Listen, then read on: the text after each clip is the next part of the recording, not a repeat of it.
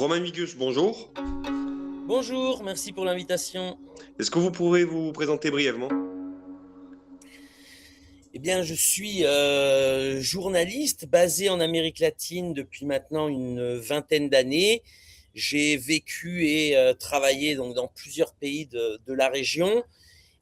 J'ai vécu donc au Venezuela pendant plus de 10 ans. J'ai vécu aussi plusieurs années en Équateur et actuellement je suis résident au Pérou.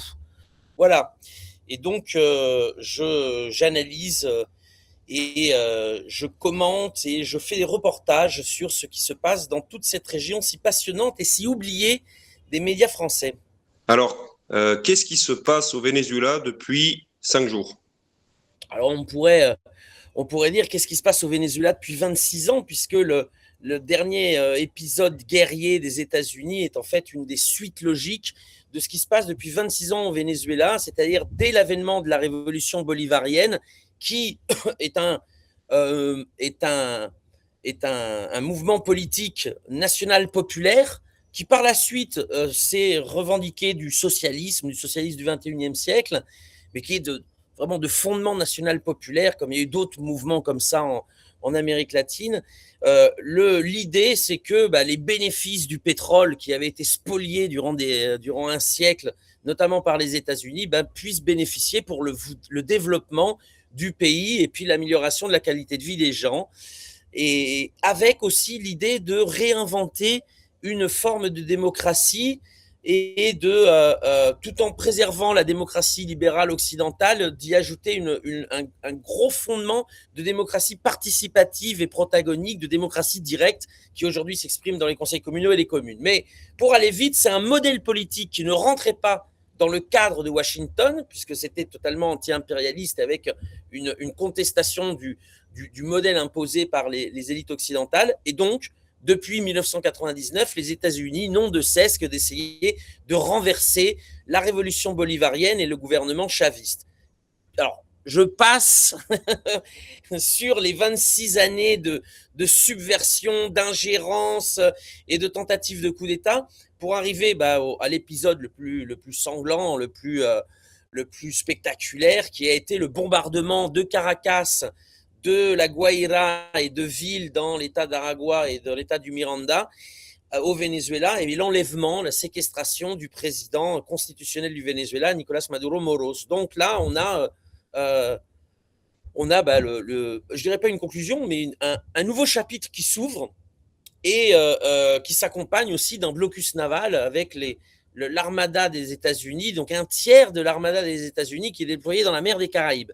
Alors évidemment, avec en ligne de mire le Venezuela, mais pas que, puisque la mer des Caraïbes est un nœud stratégique avec le canal du Panama pour contrôler le commerce maritime mondial qui sort du canal de Panama ou qui rentre dans le canal du Panama. Il y a aussi le grand hub portuaire de Kingston, qui est un des plus grands ports au monde. Et puis, ça permet aux États-Unis aussi de contrôler ou d'essayer de contrôler qui peut bénéficier des grands gisements de pétrole du Guyana ou du Venezuela.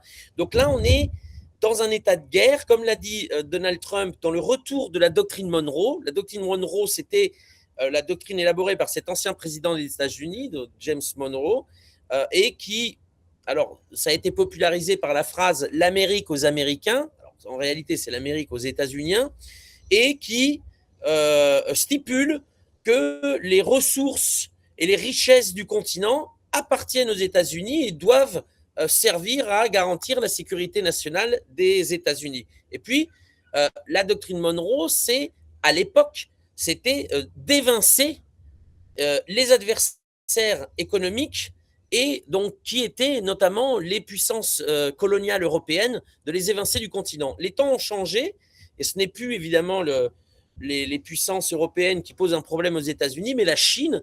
Et si vous lisez la doctrine de sécurité nationale qui a été publiée fin novembre 2025, c'est explicite. C'est explicite. Donc pour éloigner, virer du continent les principaux adversaires des États-Unis. Et évidemment, le principal adversaire, c'est la Chine, puisque la plupart des pays latino-américains ont la Chine comme premier partenaire commercial. Donc là, c'est au Venezuela ce qu'on est en train de voir. On reviendra sur le cas vénézuélien si vous voulez pour voir comment ça évolue, mais c'est la première guerre de reconquête du continent par les États-Unis. Le problème, c'est que le Venezuela, ils n'en ont pas fini, et ça pourrait être aussi la première défaite de l'impérialisme sur le continent. De l'impérialisme états-unien, puisque l'impérialisme espagnol a été vaincu il y a 200 ans par ces mêmes Vénézuéliens, soit dit en passant. Alors, on avait prévu une question sur les objectifs des États-Unis d'Amérique avec cette offensive. Vous venez partiellement d'y répondre. À votre avis, quel est le plan des États-Unis avec cette opération qui semble ne pas avoir réellement ébranlé l'État vénézuélien, qui est toujours en place, et son gouvernement également? Bon, là, on vient d'assister ces derniers jours à des vraiment, enfin, c'est un western, un mauvais western rocambolesque, puisque effectivement, les structures de l'État vénézuélien n'ont pas été touchées. Le Vénézuélien a répondu en tant qu'État, c'est-à-dire que la vice-présidente, une fois l'enlèvement du président Maduro et de sa femme connue, a convoqué un conseil de défense dans lequel étaient présents toutes les institutions de l'État vénézuélien, le haut commandement militaire, le responsable du pouvoir législatif, le responsable du pouvoir judiciaire, le responsable du pouvoir moral, les vice-présidents sectoriels, le représentant de la police. Et le Venezuela a répondu comme État. Qu'est-ce qu'il a répondu? Il a répondu que le président et le président Maduro, qu'il n'y a pas d'absence du président Maduro, ni temporaire ni définitif, seulement un empêchement. Ça règle le problème des élections. Étant donné que le président a été séquestré, il n'est pas absent par son propre fait. Donc, la continuité présidentielle sera assumée par sa vice-présidente qui a prêté serment hier. Et le Venezuela, donc comme je dis, ça c'est important, à réagir en tant qu'État. Et ça montre quoi? Ça montre qu'on n'est pas en Libye ou en Syrie, qu'en décapitant Kadhafi, en mettant son fils en prison, on détruit complètement le régime qui dépendait finalement que d'une personne ou d'une dynastie. Pareil en Syrie, par exemple. Là, c'est pas le cas. Là, il y a un État. Et donc ça, c'est important. Qu'est-ce que ça nous apprend aussi, cette offensive des États-Unis? Ça nous apprend un sacré aveu de faiblesse. Parce qu'en 2003, en Irak, ou encore avant, même en 2001 en Afghanistan, les États-Unis, pour changer de président, ont débarqué en Afghanistan et ont installé Hamid Karzai. Puis ensuite, ont débarqué en Irak, ont tué Saddam Hussein et puis ont installé leur homme de paille. Or là, ils ne l'ont pas fait. C'est pas qu'ils ne voulaient pas, c'est qu'ils ne pouvaient pas ou ils ne pouvaient plus. Pourquoi? Mais parce que la révolution bolivarienne, d'une part, est très nationaliste et patriote, et l'armée, donc c'est 300 000 hommes, la police c'est 200 000 hommes, ça fait déjà 500 000 personnes en armes, et puis il y a une milice populaire de défense territoriale de 3 millions de Vénézuéliens. Je reviens du Venezuela, j'étais au Venezuela il y a 15 jours, je peux vous dire que l'entraînement des milices populaires est assez impressionnant, puisque non seulement ils s'entraînent au tir et à des tactiques de guérilla, mais aussi au maniement de lance-missiles et au maniement de drones. Ça veut dire quoi? Ça veut dire que dans une année électorale, parce qu'il ne faut pas oublier qu'il y a les élections de mi-terme en novembre prochain aux États-Unis, envahir le Venezuela, ce serait immanquablement traduit par une quantité non négligeable de morts de soldats américains qui seraient revenus dans des sacs mortuaires. Et au niveau des réseaux sociaux, je pense que la base MAGA de Donald Trump ne lui aurait pas pardonné, surtout qu'il n'y a pas vraiment d'amélioration de la qualité de vie, c'est-à-dire ce pourquoi ils demandaient, ils ont élu Donald Trump. Donc je pense qu'ils se seraient pris une tôle, c'était l'assurance d'une tôle aux élections de novembre, et puis de mettre la région à feu et à sang, avec les conséquences, parce que les Vénézuéliens ont la capacité de résister et de donner ce qu'ils appellent eux-mêmes une guerre prolongée. Si vous voulez, le dicton de la milice bolivarienne, c'est ils peuvent toujours rentrer, le problème pour eux, ça de ressortir. Et en fait, ça fait écho au changement de doctrine militaire qui a eu lieu en 2006 et qui, pour aller vite, dit le Venezuela n'aura jamais les moyens de rivaliser dans une guerre conventionnelle avec les États-Unis, donc c'est pas grave, laissons-les rentrer. Le problème, c'est qu'ils ne pourront pas ressortir, ou ils ressortiront dans des sacs mortuaires, parce que le contrôle, le maillage territorial de chaque barrio, de chaque escalier de barrio, de chaque comité de quartier, de comité de paysans, etc., fera qu'ils seront harcelés en permanence. Ça donnera un Afghanistan ou un Vietnam puissance 10. Donc, les États-Unis ne sont pas idiots, ils le savent, donc ils se contentent pour l'instant en tout cas, on verra comment ça évolue, hein, de négocier avec le pouvoir en place, c'est-à-dire le chavisme qui, lui, ne reconnaît que Nicolas Maduro comme président. Alors ça, c'est intéressant. Il y a deux choses qui sont intéressantes aussi. C'est que lorsque l'on a demandé à Trump, mais enfin, Maria Corina Machado, la flamande prix Nobel de la paix ou de la guerre, on ne sait plus trop, qui se faisait une joie de voir son pays bombardé. En France, c'est jugé ça. Hein. C'est l'article 411A du Code civil, c'est prison à perpétuité. La France n'est pas une dictature. Non, voilà. Et donc, lorsqu'on demande à Donald Trump et Maria Corina Machado, est-ce que vous comptez sur elle? Trump répond non, on ne compte pas sur elle parce qu'elle n'a ni le soutien ni le respect au Venezuela. Et là, Trump, il est magique parce qu'il vient de mettre un terme à une immense opération psychologique, comme quoi Nicolas Maduro aurait perdu les élections en juillet 2024.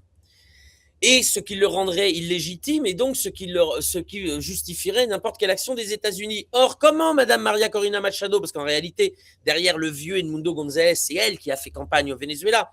Le candidat ne pouvait même pas faire campagne, il ne tenait pas debout. Donc c'est elle qui a fait campagne, et soi-disant, elle aurait été élue avec 70% des voix. Évidemment, n'importe qui connaît le Venezuela, ce chiffre est complètement farfelu. Mais donc la Trump vient de dire non, elle n'a pas de soutien au Venezuela. Donc là, il vient de faire une pierre deux coups, de renverser certaines fake news, et donc de dire on ne compte pas sur eux. Ils se sont révélés, d'ailleurs Marco Rubio l'a dit par la suite, il a dit ils se sont révélés incapables de faire quoi que ce soit et d'exercer aucune pression au Venezuela. Donc là, on est sur les États-Unis qui, finalement, sont dans une opération de colonialisme pur. Donald Trump a dit que désormais, ils administreraient le pays et que le Venezuela devrait s'y plier. Je vais vous lire une citation de Stephen Miller. Stephen Miller, c'est un des conseillers à la sécurité intérieure de Trump, et donc c'est l'administrateur du Venezuela nommé par Trump. Stephen Miller a déclaré hier, donc hier, on est le 7, c'est hier, le 6 janvier, il a déclaré « Les États-Unis gouverneront le Venezuela. Vous pouvez parler de tout ce que vous voulez, des lois internationales et de tout ça, mais le monde, en réalité, se gouverne par la force. Les États-Unis ont utilisé leur armée pour protéger leurs intérêts dans leur hémisphère, dans notre précaré. Et pour faire du commerce avec le Venezuela, vous aurez désormais besoin de notre autorisation. » Voilà.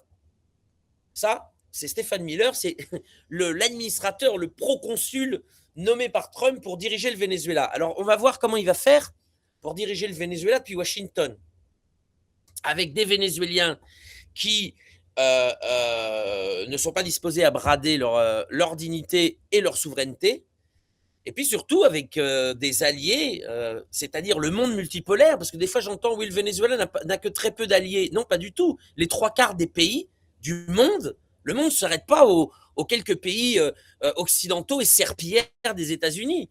Le monde est plus vaste, et les trois quarts des pays de l'ONU ont reconnu Nicolas Maduro, reconnaissent le Venezuela.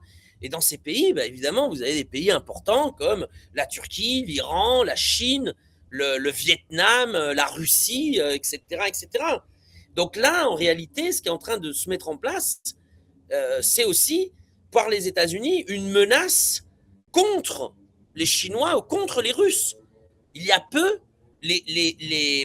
les États-Unis viennent d'arraisonner un pétrolier russe qui avait chargé du pétrole au Venezuela. C'est un acte de guerre contre la Russie.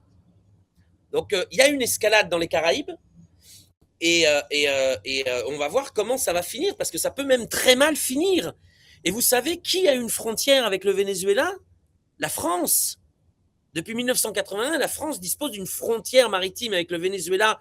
La Martinique et la Guadeloupe sont frontalières avec le Venezuela. La France est frontalière avec le Venezuela comme elle est frontalière avec la Belgique ou l'Espagne. Donc imaginez une guerre dans les Caraïbes, ça affectera forcément la France. Et il faut un débile comme Macron pour rajouter de l'huile sur le feu dans une situation comme celle-là. C'est évidemment assez grave. Donc les États-Unis sont en train de mettre le feu aux poudres sur une vision de colonialisme et d'impérialisme revendiqué. Parce que l'opération s'est faite pour, soi-disant, lutter contre le trafic de drogue. Mais aujourd'hui, les dirigeants américains n'utilisent même plus ce prétexte-là. D'ailleurs, le département de la justice qui accusait Nicolas Maduro d'être à la tête d'un cartel, le cartel de los Soles. Alors nous avions nous dit depuis plusieurs années que c'était une fake news, que ça n'existait pas, etc. Mais les États-Unis, c'était leur prétexte, et ils ont utilisé ce prétexte en disant que le cartel de los Soles était une organisation terroriste. Et là, on a vu tous les territoires serpillières des États-Unis, que sont les pays européens ou plusieurs pays latino-américains, du jour au lendemain, alors qu'ils n'en avaient jamais entendu parler avant, déclarer le cartel de los Soles comme organisation terroriste dans leur pays. Mais plus serpillière, on ne peut pas faire. Il y a un véritable problème de dignité et de souveraineté en Europe et en Amérique latine, dans des pays comme le Pérou, l'Argentine, l'Équateur, maintenant la Bolivie, le Panama, la République dominicaine, Trinidad et Tobago. Enfin, c'est pas des pays, c'est des territoires. Vous pouvez utiliser le mot que vous voulez, mais c'est pas des pays souverains. C'est des caisses enregistreuses de Washington. Et donc, ce qui est drôle, c'est que les États-Unis ont retiré cette accusation. Donc, ils ont implicitement reconnu que le cartel de los Soles n'existe pas. Alors là, on verra comment les territoires serpillières vont faire pour se réaccommoder. Mais toujours est-il que ça pose aussi le problème du bombardement et de l'enlèvement, qui, alors évidemment, en droit international, c'est une aberration. Hein. Il a piétiné.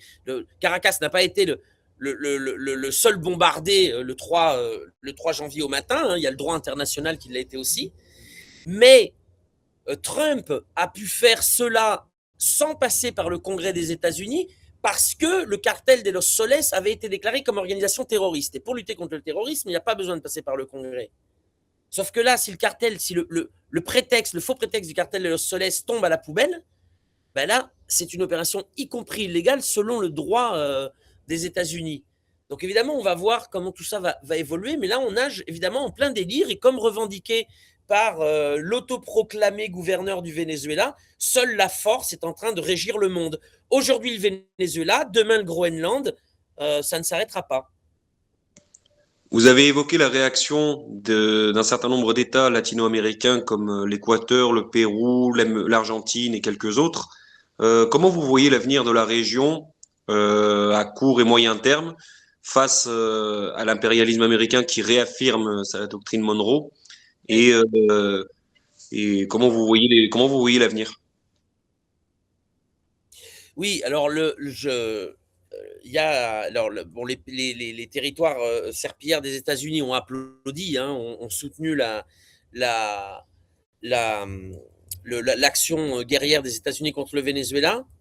Euh, les pays dignes et souverains ont protesté à plusieurs degrés, non le Cuba, le Honduras, alors Honduras sur la sortie, et le Nicaragua ont même exigé la libération immédiate de Nicolas Maduro. Et puis le grand perdant, quand même, il faut quand même le mentionner dans cette affaire-là, c'est le Brésil, puisque le Brésil se voulait comme la puissance diplomatique régionale.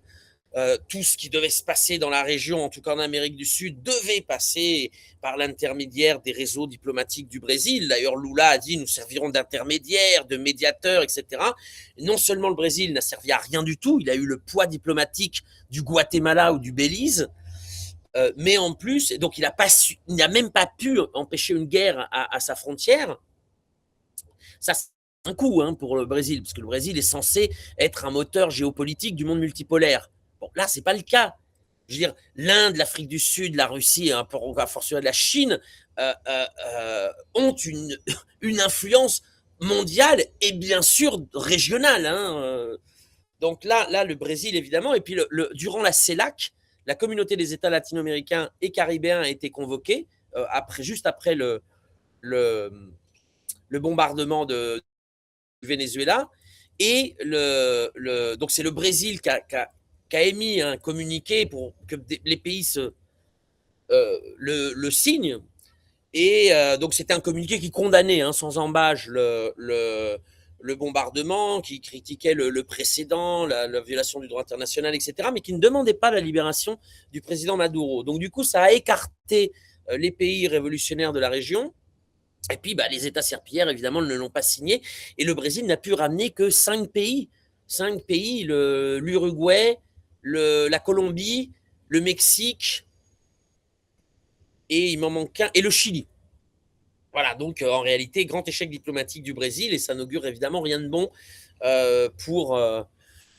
pour les années et les décennies qui viennent. Et puis, comment je vois le futur de l'Amérique latine, avec la doctrine, le corollaire Trump, comme on dit, à la doctrine Monroe, quelle est la vision des États-Unis? Alors, je n'invente rien, là, les mots que j'utilise, c'est aussi une interprétation de la stratégie de sécurité nationale que vous trouverez sur Internet et que je vous recommande d'aller lire. Donc, c'est pour Le Monde, mais au moins le chapitre sur l'Amérique latine pour voir que je n'invente rien. Et donc, les États-Unis considèrent le renforcement de la doctrine Monroe. De fait, d'ailleurs, Donald Trump, dans ses conférences de presse du 3 janvier 2026 à 11h, enfin 11h heure locale, l'a déclaré, il a dit: nous avons trop longtemps abandonné la doctrine Monroe, nous y revenons. Donc, qu'est-ce que c'est que cette doctrine Monroe? J'ai un peu insisté là-dessus, mais c'est vraiment considérer que les richesses du continent doivent servir avant tout à la stabilité et la sécurité des États-Unis. Et vous pouvez voir dans plusieurs pays, par exemple, encore une fois, l'Argentine, le Pérou, l'Équateur, ce sont des pays qui vivent sous occupation militaire des États-Unis. Le Pérou, ça fait 4 ans que l'armée des États-Unis occupe le territoire et finalement, je dirais, entendent disposer des ressources naturelles et stratégiques comme elles l'entendent. Alors, ça pose problème, surtout dans des pays comme le Chili, l'Argentine, le Chili, et le Pérou, où la Chine est de très loin le premier partenaire commercial, l'Équateur aussi. Et l'idée des États-Unis, c'est que ces classes dirigeantes qui sont totalement aux ordres de Washington, commencent à déchinifier leur économie. Alors, les États-Unis ne proposent rien en retour. Rien du tout. J'ai discuté il y a quelques mois, je crois qu'il y a 2 mois, avec un ambassadeur du Chili, un diplomate chilien qui a été ambassadeur en Afrique du Sud, en Chine, en Russie, donc l'ambassadeur du Chili, un peu du monde multipolaire, on va dire. Et non, en Russie, il n'a pas été ambassadeur, je raconte une bêtise, c'était en Inde, en Chine et en Afrique du Sud. Et enfin, en tout cas, quelqu'un qui compte dans la diplomatie chilienne. Et alors, c'est pas une personne de gauche, hein. Alors, c'est pas un fou furieux pinochetiste non plus, c'est une personne de la droite chilienne. Et il me racontait que l'ancien président néolibéral de droite, Piñera, avait passé un accord pour une fibre optique de Shanghai à Valparaíso, au Chili. Donc, ça, évidemment, ça aurait été un apport gigantesque pour aujourd'hui, parce que ça, c'était il y a 10 ans, un peu moins, 8 ans, ça aurait été un apport gigantesque pour que le Chili soit aujourd'hui compétitif dans le domaine de l'intelligence artificielle, dans le domaine de l'économie digitale, etc., etc. Et les États-Unis ont dit non. Non, il n'y aura pas cette fibre optique parce que c'est les Chinois. Et donc, Piñera, en bon laquais de Washington, s'est exécuté. Mais les États-Unis n'ont pas dit: écoute, ne fais pas avec la Chine, on va te proposer quelque chose de mieux. Non, c'est juste tu fais pas. Voilà. Et en fait, ça illustre bien le comportement des élites politiques, d'une grande partie aujourd'hui, malheureusement, qui gouvernent les pays d'Amérique latine, qui va avoir un résultat qui est de faire entrer l'Amérique latine dans le monde multipolaire qui, de toute façon, se construit. Non, le pivot économique du monde, aujourd'hui, c'est l'Asie, avec la Chine en centre, mais pas que la Chine, l'Inde, le Vietnam, l'Indonésie, les Philippines, etc., etc. Ça, c'est un fait. On n'a même pas à le remettre en question. Mais le monde multipolaire et les nouveaux rapports géopolitiques qui vont s'organiser, je pense que si ça continue comme ça, l'Amérique latine rentrera dans ce monde multipolaire avec 70 ans de retard. qui va être évidemment un désastre pour ces pays-là et pour les peuples qui y vivent. Et surtout que cette vision géopolitique s'accompagne d'une vision d'un capitalisme dans sa phase libertarienne la plus avancée, c'est-à-dire dans une phase d'ultralibéralisme poussé. Donc c'est ce que propose par exemple M. Milei, mais en réalité, c'est ce que propose toute cette nouvelle droite alignée sur Washington, alors qu'il existe pas seulement en Amérique latine. Hein, vous avez des gens comme Zemmour ou Knafo qui sont la représentation parfaite de cette nouvelle pensée où géopolitiquement on s'aligne complètement derrière Washington et dans le cas des Français que je viens de souligner derrière Israël, mais pareil pour les pays d'Amérique latine. Hein, on a vu M. Milei, ça, et qui étaient donc tous des soutiens du génocide israélien à Gaza. Et au niveau interne, non seulement c'est la libéralisation absolue de toute l'économie, mais en plus, c'est la destruction de tous les communs pour avoir juste un individu par rapport à des puissances économiques. C'est-à-dire, je parlais des communs. Alors, les communs, alors évidemment, les communs, c'est l'État comme expression institutionnalisée des communs, mais les communs, c'est tout. Les communs, c'est le syndicat. Les communs, c'est le club de théâtre. Les communs, c'est l'équipe de foot qui est gérée par des bénévoles qui, le samedi et le dimanche, emmènent les gamins avec leur voiture et se cotisent pour acheter un 4x et les faire manger après le match, etc. Et tout ça crée du lien social et tout ça crée de la vie, crée du commun. Et c'est ça qui est en train d'être menacé par ce nouveau modèle de barbarie totale et qui, si vous voulez venir le voir, si vous voulez une petite vitrine de ce modèle, vous dites, oh là là, mais enfin, M. Milei quand même n'a pas tout réussi. Oui, évidemment, il y a encore des résistances du péronisme et des organisations et des structures collectives en Argentine. Mais si vous voulez voir ce que ça donne, bah, venez au Pérou. C'est un pays où, dès les années 90, dans une violence inouïe, a été procédé dans la dictature de Fujimori et la destruction de tous les communs. Et aujourd'hui, au Pérou, alors plus rien, l'État n'existe quasiment pas. Hein. Il n'y a plus d'entreprises publiques. Il n'y en a plus que deux. Enfin, il n'y en avait plus que deux. L'eau. Et encore, il y a tellement alliances publiques-privées dans l'eau qu'on pourrait y mettre des guillemets. Et il y avait encore l'entreprise pétrolière Petropérou, à laquelle Fujimori avait privatisé des pans entiers, mais il restait l'entreprise et sa grande raffinerie de Talara. Eh bien, devinez quoi, le président Géry, qui est absolument illégitime, puisque lui n'a pas été élu, il a été élu député avec à peine 10 000 voix et placé après 2 coups d'État successifs parlementaires, placé à la tête du Pérou, et un président totalement illégitime a décidé la privatisation de l'industrie pétrolière péruvienne. Devinez à qui va aller l'industrie pétrolière péruvienne. Je vais vous faire un spoiler, pas aux Chinois. Voilà, ben c'est ça, c'est ce modèle-là que veulent instaurer les États-Unis dans ce qu'ils considèrent, comme nous dit M. Miller, le conseiller à la sécurité de Trump, leur précaré, leur patio arrière. Vous voyez, la cour arrière. Voilà, donc évidemment, pour l'instant, vous me demandez quelle est votre vision. Ben, elle n'est pas très optimiste, non, pour le bien-être des peuples. Alors vous allez me dire, oui, mais tu es un sale gauchiste. Finalement, les gens peuvent être heureux avec ce modèle-là. Eh bien, la réponse, encore une fois, c'est pas moi qui vais la donner. Venez au Pérou. Le Pérou, c'est un exemple parfait de ce modèle. Le Pérou, les grandes entreprises agroalimentaires, donc la production d'aliments et la distribution d'aliments ne payent aucun impôt. Ils ont été exemptés d'impôts parce qu'ils créent de l'emploi. Alors, il faut voir les conditions de l'emploi dans les entreprises d'agro-industrie. Moi, j'y suis allé faire un reportage. C'est des conditions qui sont dignes de l'esclavage.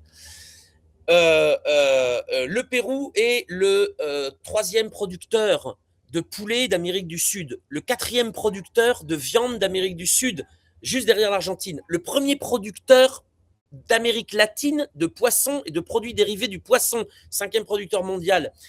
Le Pérou, c'est le premier exportateur d'asperges, de myrtilles, de bananes organiques, de quinoa. C'est un énorme producteur d'avocats, de mangues, de fruits. Le Pérou, certainement, vous le connaissez par Tintin, bien évidemment, mais aussi par sa gastronomie. On connaît tous les ceviches et les grands chefs péruviens. Eh bien, figurez-vous que dans ce pays, énorme producteur d'aliments, 52% des Péruviens, selon la FAO, selon l'agence de l'ONU pour l'agriculture et les aliments, 52% des Péruviens vivent en insécurité alimentaire. Il y a eu un sondage de fait sur toute l'Amérique latine par la firme Gallup au mois de novembre qui montrait que 57% des Péruviens avaient dû ne pas manger au cours du dernier mois pour des raisons financières.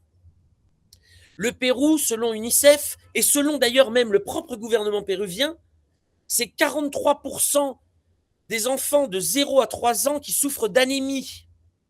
Un enfant sur 2 dans des régions rurales mais riches en minerais, comme Puno ou Caramarca, c'est 70%, c'est 2 enfants sur 3 qui n'ont pas à manger et qui souffrent d'anémie, qui n'ont pas les niveaux de protéines ou d'alimentation nécessaires, en sachant que l'anémie entre 0 à 3 ans donne des conséquences psychologiques, cognitives par la suite.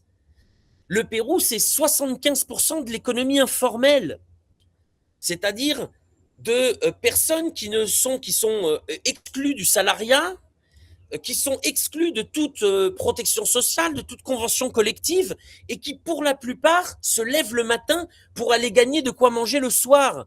Ce qui est assez pratique, parce que ces gens-là ne peuvent pas manifester. Et on l'avait vu d'ailleurs quand il y a eu des révoltes au Pérou avec le coup d'État contre Pedro Castillo, dans les grandes villes, il n'y avait pas un grand mouvement. Le mouvement est parti des agriculteurs, parce que les agriculteurs indiens pauvres des régions reculées du Pérou, parce que ils avaient emmené avec eux de quoi manger, ce qu'ils produisent. Dans les grandes villes, les gens étaient solidaires, mais ils ne pouvaient pas faire plus d'un jour ou 2 de manifestation, sinon ils ne mangeaient pas. Donc voilà le modèle. Voilà le modèle que les États-Unis prétendent implanter sur toute l'Amérique latine et finir de piller les richesses de ce continent pour essayer de sauver leurs modèles et leurs élites.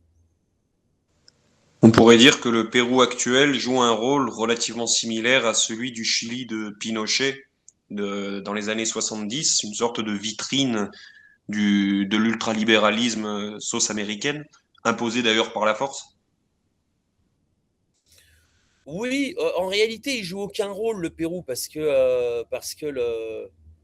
il n'a aucun poids en réalité dans la région. Mais là où c'est intéressant, en revanche, c'est que le Pérou, c'est ce modèle-là, mais quand vous avez un modèle où vous offrez tout votre territoire au plus offrant, 40% du territoire péruvien est sous concession privée, nationale et internationale, mais pour la grande partie internationale. Et quand vous offrez, quand vous avez ce modèle libertarien, ben, les États-Unis, c'est pas forcément le plus offrant. Et notamment la Chine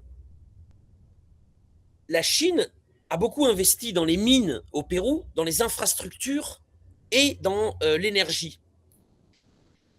La totalité, 100%, 100% de la production, du transport et de la distribution de l'électricité de la région de Lima, 12 millions d'habitants, un tiers de la population du Pérou, est dans les mains d'une entreprise publique chinoise. Mais quel pays fait ça? Vous vous rendez compte? Quel pays fait ça? Imaginez que toute l'Île-de-France, toute la lumière de l'Île-de-France appartienne à la Biélorussie ou à l'Iran. Alors je dis pas la Chine n'est pas, enfin les rapports entre la Chine et le Pérou sont pas mauvais. Je veux dire c'est une folie. Les Chinois ont construit le port de Chancay il y a peu, qui est appelé à devenir la porte d'entrée des routes de la soie en Amérique du Sud. Je la fais vite pour commercer avec la Chine. Les bateaux de la côte pacifique de l'Amérique du Sud, parce que pour envoyer un bateau en Chine, déjà, pour qu'il ne soit pas à perte, il faut que le bateau soit plein au niveau des containers et qu'il ait l'assurance de revenir plein. Sinon on perd de l'argent. Donc, en fait, il y a des hubs portuaires qui sont chargés de ça. Et les 2 hubs portuaires de la côte pacifique du continent américain se trouvaient au Mexique et aux États-Unis. À Manzanillo, c'est à Long Beach. Donc, qu'est-ce que faisaient la plupart des cargos du Chili, du Pérou, de l'Équateur, de la Colombie et d'Amérique centrale? Ils montaient au Mexique, aux États-Unis. Les containers étaient chargés sur des bateaux un peu plus gros et ça partait en Asie. Je dis en Asie, en Chine, mais aussi en Asie. Donc là, désormais, l'Amérique du Sud dispose de son propre hub portuaire et ça commençait à fonctionner. Puisque des accords entre les ports de Buenaventura, de Iquique, de San Antonio au Chili, donc les ports chiliens, équatoriens, colombiens, commençaient en tout cas à envoyer leurs marchandises au port de Chancay au Pérou, qui se commerçaient avec l'Asie, à Shanghai, de Shanghai à Shanghai. Et le voyage durant en plus 10 jours de moins. Donc, les coûts logistiques étaient énormes. Et donc, les Chinois et le Brésil, en l'occurrence, ont commencé à penser à construire des routes de communication, et notamment des chemins de fer, pour pouvoir acheminer vers ces ports des matériaux, des minerais, du soja, etc. Puisqu'il y a des régions brésiliennes qui sont beaucoup plus proches du port de Chancay au Pérou que du port de Santos, non, de Sao Paulo, de l'autre côté. Les régions de Acre et Rondônia, par exemple, les régions de l'Amazonie basse. Donc, il y avait toute une idée de construire des infrastructures, et c'est ça que les États-Unis veulent détruire. C'est ça que les États-Unis veulent détruire. Ils ne veulent pas que le commerce avec la Chine et les relations gagnant-gagnant permettent à l'Amérique latine, ou l'Amérique du Sud dans ce cas-là, non, dans le cas de Chancay en tout cas, permettent une autonomie et finalement de les déplacer, parce qu'eux n'apportent absolument rien, ou beaucoup moins que ce qu'ils pouvaient apporter par le passé au niveau économique, parce qu'ils ont apporté la mort et la destruction pendant 2 siècles. Donc c'est ça qui est en train de se jouer au Pérou. Il y a une guerre contre les États latino-américains et puis une guerre contre la Chine. Voilà. Et le Venezuela, les bombes qui sont tombées au Venezuela, c'est le début, parce que le Venezuela est un pays digne et souverain. D'ailleurs, on le voit avec les déclarations de la désormais présidente en charge, Delcy Rodriguez. Mais il y a des dirigeants qui sont totalement à la botte de Washington en Amérique latine, puis il y a des dirigeants un peu modérés. Mais aujourd'hui, pour être modéré, il y aura l'exemple de Maduro, c'est-à-dire si vous ne suivez pas ce que les États-Unis ont décidé de faire dans votre pays, on vous enlèvera, on bombardera votre pays, on vous occupera, on fera un blocus naval, on fera un blocus économique et financier. Là se joue une guerre pour savoir dans quel monde on veut tous vivre demain. Et il va falloir que d'une manière ou d'une autre, les agissements sur le long terme, parce qu'à court terme évidemment non, ces agissements cessent pour le bien de l'humanité. Aujourd'hui, c'est les États-Unis, et je rajoute Israël aussi qui fait la même chose au Proche-Orient, sont devenus un cancer de l'humanité. Ça fera un bon titre, ça, c'est bien racoleur. En effet. Quand on voit l'ampleur des projets industriels et de construction d'infrastructures proposés par les Chinois et qu'on les compare à ce que proposent effectivement les États-Unis, c'est-à-dire pas grand-chose, est-ce que vous ne pensez pas qu'à terme, il n'y ait pas une partie de la bourgeoisie des pays d'Amérique latine qui, par intérêt, se tournera quand même vers l'Asie en dépit des pressions américaines? Alors ça, c'est effectivement intéressant. C'est-à-dire que l'offensive généralisée des États-Unis contre l'Amérique latine va appeler à une recomposition du paysage politique, nécessairement. Et effectivement, ce que vous dites est juste. C'est-à-dire il est fort possible que dans les années qui viennent, une partie du patronat et de la bourgeoisie latino-américaine qui veut commercer avec la Chine parce qu'elle y trouve son intérêt, et un intérêt beaucoup plus important que de se tourner vers le monde occidental en général, que cette bourgeoisie finalement soit attirée ou devienne un allié de circonstance des propositions nationales populaires politiques et donc qui sont, elles, orientées vers la défense du monde multipolaire. Donc oui, il va y avoir une réorganisation, et je pense on verra, parce que la vieille bourgeoisie, le vieux patronat, pour l'instant, est totalement inféodé culturellement, cognitivement, économiquement aux États-Unis. Donc celui-là, à la limite, il suivra, il baissera ses taux de profit.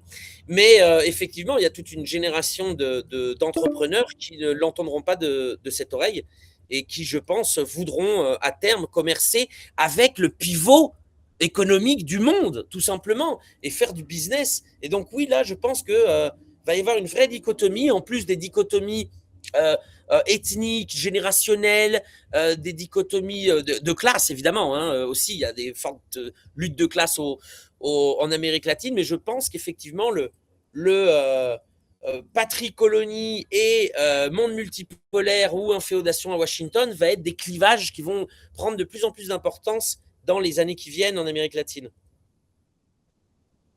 Est-ce que les bouleversements actuels n'appellent pas à une refonte ou à une remise en cause de la gauche, de l'ensemble de la gauche latino-américaine dans toutes ses composantes? La gauche, alors la gauche, c'est toujours un mot, puisque la gauche latino-américaine, en réalité, elle est très minoritaire. Elle est très minoritaire, elle n'a jamais rien gagné. À part, vous allez me dire, à Cuba, c'est le Parti communiste, mais je vous rappelle tout de même que la déclaration du caractère socialiste de la Révolution se fait en 61, soit 2 ans après la prise de pouvoir. Donc Cuba étant un cas, on va dire, un peu à part. Les gauches, les partis de gauche qui se revendiquent tels, non, généralement, enfin, soit sont minoritaires, et les partis qui arrivent au pouvoir en emmenant avec eux une partie des revendications de la gauche historique, c'est-à-dire ceux qui arrivent au pouvoir, le péronisme en, en Argentine, le chavisme au Venezuela, le coréisme en Équateur, y compris même Lula hein,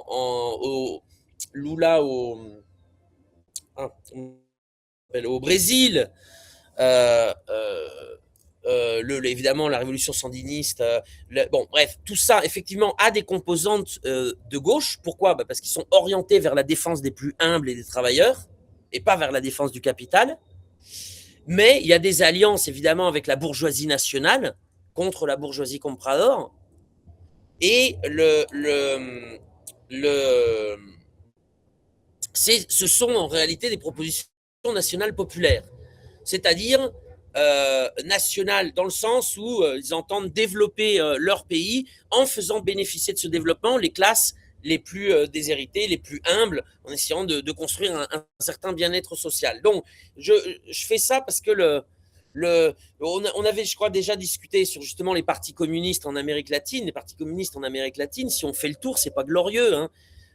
Vous avez le Parti communiste du Venezuela qui est devenu complètement fou, et enfin ce qui reste du Parti communiste qui s'affaire au compte Twitter et qui est devenu en opposition totale au chavisme en le traitant de néolibéral. Si Nicolas Maduro était néolibéral, il ne se serait pas fait bombarder. Puisque s'il était néolibéral, il aurait ouvert le marché pétrolier et le marché des richesses du Venezuela à tout le monde, évidemment. Ça poserait aucun problème aux États-Unis. Ça serait le Pérou. Bon, le Parti communiste brésilien, qui est un parti social-démocrate, le Parti communiste argentin, qui, je le rappelle, a soutenu la dictature militaire de Videla, le Parti communiste du Chili, qui est à la droite d'Olivier Faure aujourd'hui, le Parti communiste d'Équateur, qui a fini par s'opposer à Rafael Correa, les partis communistes, parce qu'il y en a plusieurs. Au Pérou, il y en a plusieurs,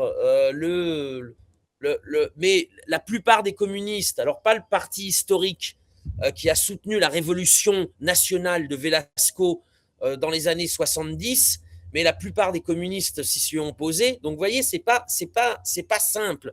Alors, vous allez me dire, mais pourquoi les communistes de l'Amérique latine sont mauvais? Ah, j'oubliais le Nicaragua, le Parti communiste du Nicaragua, qui participait au sein de la coordination démocratique dans les années 80 à l'opposition aux sandinistes, à côté des représentants politiques des contras. Vous voyez?